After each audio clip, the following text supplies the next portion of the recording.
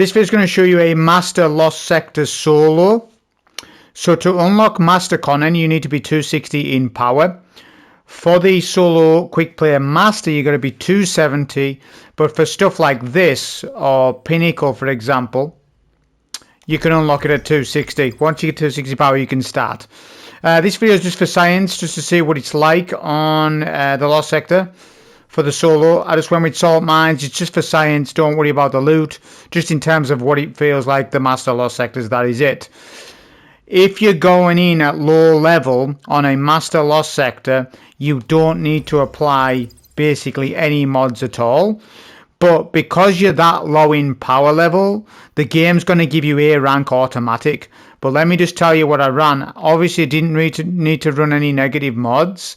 You don't even need to run anything. I think I had equipment locked on, which didn't matter. But this means you can run free buffs. So when you're underleveled in any activity in the portal, like extremely underleveled, like 40 levels, you can run free buffs. So I ran Strand Surge, Void Surge, and Livewire. Anytime you can run Livewire in endgame, try to make room for it. It's an incredibly strong modifier. Very strong. Strand Surge because of a strand weapon I've got. Void Surge because of a void weapon I've got.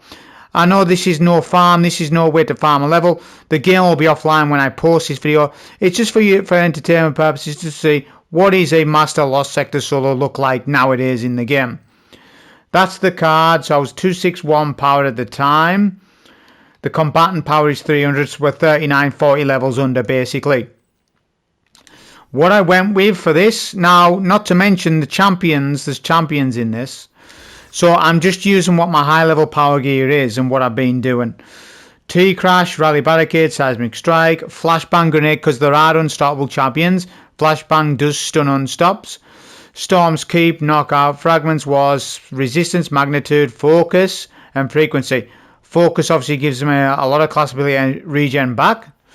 Mint Retrograde is meta now and is out damaging other rocket weapons like rocket sidearms. Stop using Tinas, maybe overload champions. There's a thing for that because it's still got chill clip. But Retrograde is out damaging rocket sidearms by a huge margin. You want to be using Mint Retrograde as soon as you get it, even if it's a bad roll. Your best two rolls are Rewind Rounds Elemental Honing or Rewind Rounds and Bait and Switch. But Elemental Honing's unbelievably good on it. I'm using third iteration, of course, because it's still bugged. There's no reason not to use it until Bungie addresses it. I'm using Watchful Eye. I just used it because I had it on and just figured I would use a machine gun in this. I didn't get a lot of ammo in the run, so it didn't really matter all that much. I'm using Curse of Fallen Start, of course. There's no build per se. That's just what I add on. And the artifact mods. Shield Crush is important. Elemental Days I never got chance to properly use. I'll be experimenting with that. Barrier Scout to buff third iteration. I've got Rapid Precision Rifling on. I've got discount for scavs. And a couple of the mods that don't matter in this run, for this context of this run at least. I didn't run Frost Armor. I didn't run Solar Weapons. All that stuff needs to be tested down the roads. That was the build I used.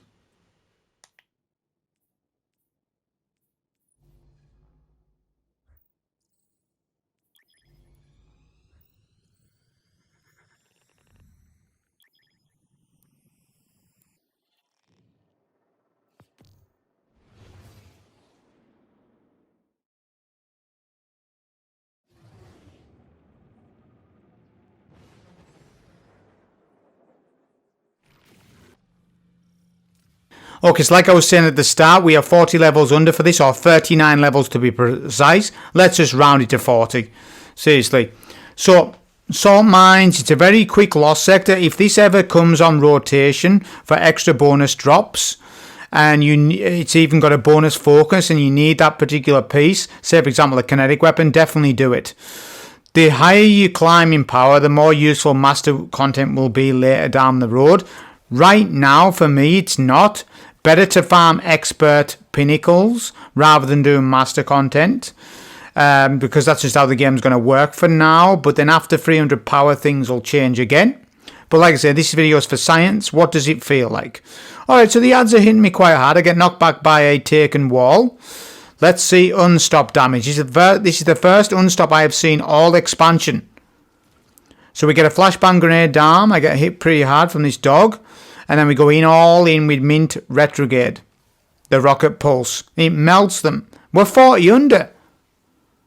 That's more than in your general contest, or, well, obviously contest raid was their thing, but your general GMs, or the old GMs, were minus 25, and we are more than that.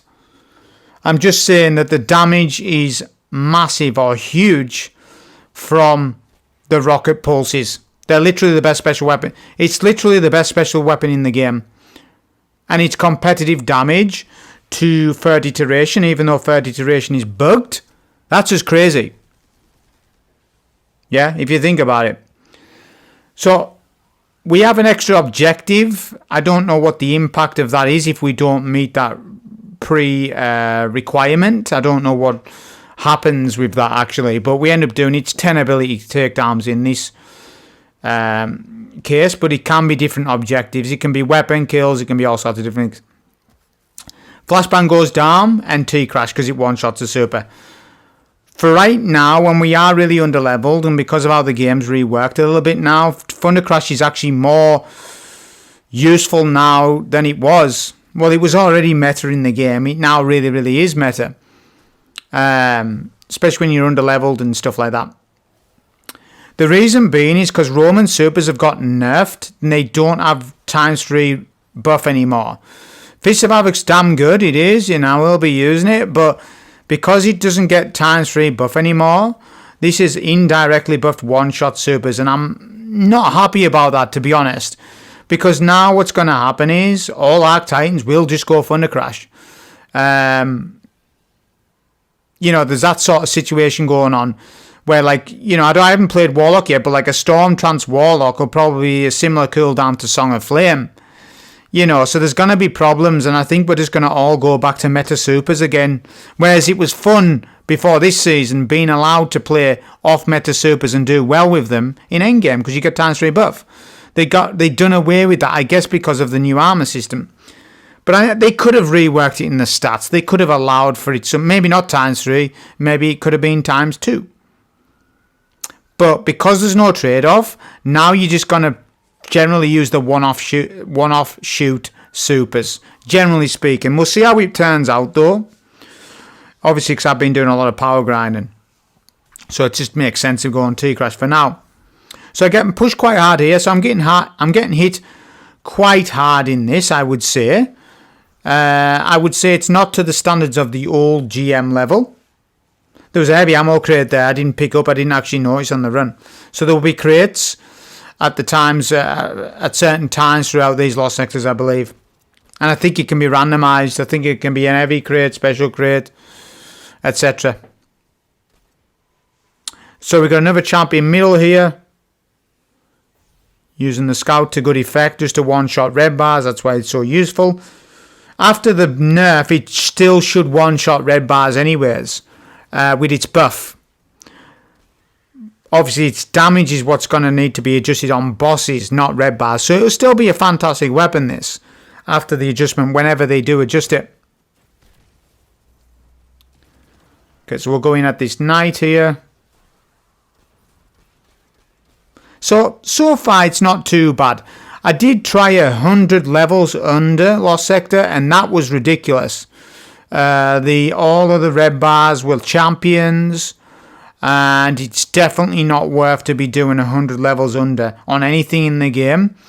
Not for leveling purposes. It would take you about, 20 minutes to clear this lost sector if you do 100 levels under.